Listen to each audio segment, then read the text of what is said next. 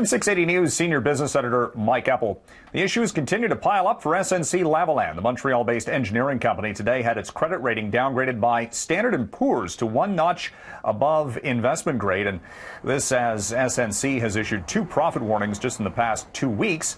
Standard & Poor's citing that the debt loads of the company, business prospects, all tied to the issues that SNC has been tied up with, the political intrigue in Ottawa, possible influence from the Prime Minister's office on the Justice Minister to lessen fraud charges related to SNC's business dealings in Libya. Now the company could be facing fraud allegations related to the refurbishment of the Jacques Cartier Bridge in Montreal. This according to public documents issued today through the court system, and potentially another blow to the company's reputation for business. And the company's CEO has mentioned this recently about that all could slow its business prospects.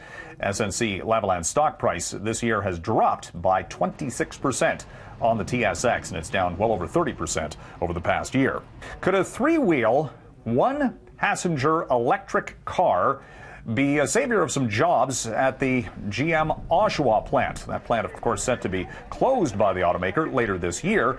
Well, the company is called Electra Mechanica. It's based out of Vancouver, and the company's CEO, Jerry Kroll, says that nothing would make him happier to rehire all of those people with a Canadian-designed engineered vehicle in Canada. The Solo is currently made in BC, and could be looking at an expansion to challenge perhaps even the Tesla electric cars. The price point on this vehicle is $15,000 US. It's looking at Los Angeles and other markets outside the country as major destinations and potential selling points for the Solo three-wheel electric car.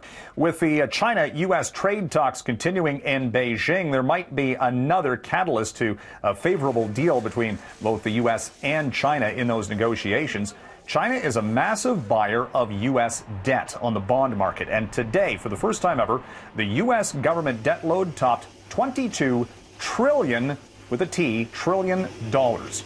It's going up $30 billion per month, and it's been accelerating following the Trump tax cuts of last year and just overall government spending in the U.S., and continues to climb. In comparison, the Canadian national debt load is around $665 billion. And a 200-year-old clothing company and historic brand, Levi Strauss, is set for a stock listing on Wall Street. The company is still owned privately by the founder's family, Levi Strauss, founded in the early 1800s. They're looking at this stock listing to raise funds for an even greater global expansion. Levi's currently gets about 45% of its sales from markets outside of North America.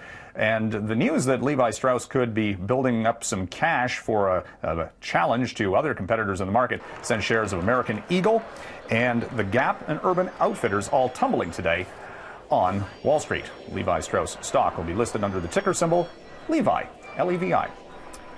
From the 680 newsroom, I'm Mike Eppel for City News.